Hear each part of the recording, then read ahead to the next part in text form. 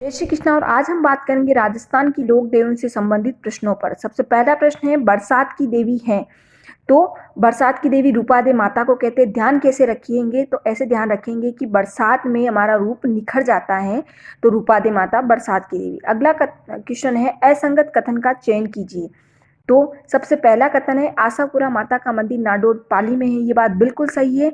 आशापुरा माता का मंदिर नाडोल पाली में है और दूसरा इनका मंदिर महोदरा जालोर के अंदर है।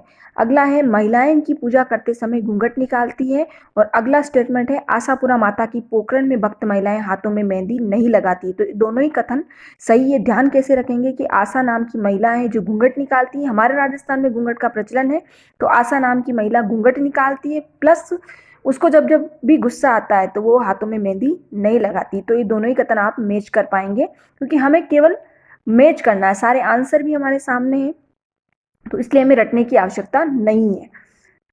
अगला है, इनके भक्त खेलड़ी सातम मनाते हैं। ये कथन गलत है क्योंकि खेलड़ी सातम नागनेची माता के बीकानेर के भक्त मनाते हैं। इस कथन के बारे में अगले पार्ट में हम बात करेंगे। सुमेलित कीजिए, सुहाग देवी शीला देवी। ध्यान कैसे रखेंगे? सुहाग की देवी शीला देवी को कहते हैं। से सुहाग और से शीला देवी, इस तरह से आप मैच कर लेंगे। दुग्गड़ जाति की कुल देवी सुराणा देवी। तो दुग्गड़ और सुराणा ये दोनों ही जेनियों में आते हैं तो आप ध्यान रख सकते हैं कि दुग्गड़ सुराणा मैच कर पाएंगे आसानी से। अगला है, जल देवी टोक।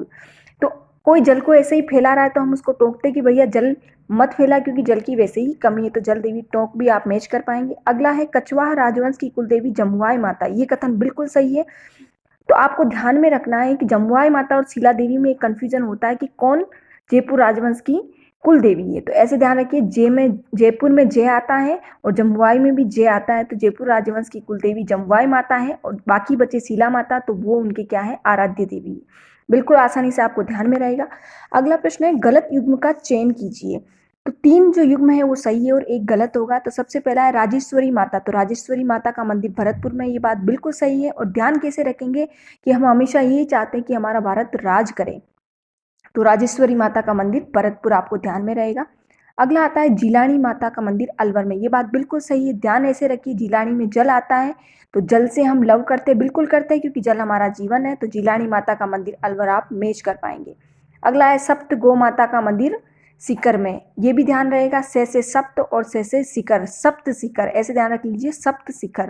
तो आपको ध्यान में रहेगा। अगला है, गंगा माता का मंदिर अलवर में। ये कथन बिल्कुल गलत है क्योंकि गंगा माता का मंदिर भरतपुर में। आप ध्यान कैसे रखेंगे? तो ऐसे ध्यान रखिए कि गंगा हमारे भारत में बहती है तो आपको ध्यान में रह जाएगा।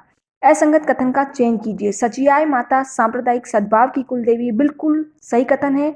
ध्यान कैसे रखेंगे? तो ऐसे ध्यान रखना है कि हम किसी से पूछ रहे हैं कि सच में सांप्रदायिक सद्भाव की कुल देवी है, सच में क्या है, सांप्रदायिक सद्भाव की कुल देवी है, तो हमें ध्यान में रह जाएगा।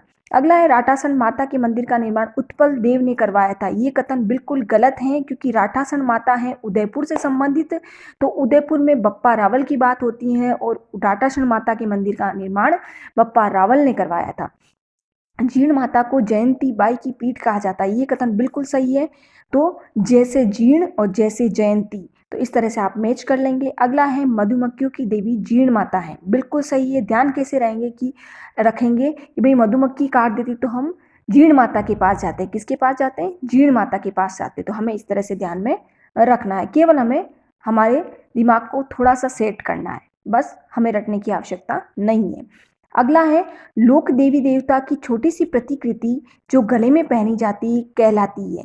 तो हमारे यहाँ राजस्थान में हर व्यक्ति, मतलब अधिकांश व्यक्ति गले में कुछ न कुछ ताबीज वगैरह इस तरह से पहनता है किसी न किसी भगवान के नाम से, देवता के नाम से, देवी के नाम से।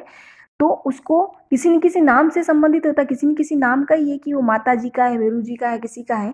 तो नाम से आपको ध्यान रखना है, नावा। तो हम गले में क्या पहनते हैं? नावा। तो नावा शब्द इसमें सही आंसर हो जाएगा। बाकी अगर हम शब्दों पर बात करें तो पर्चा, यानी कि किसी भी आराध्य की शक्ति का जब हमें पता चलता है हमें, तो उसको हम क्या कहते हैं? पर्चा देना।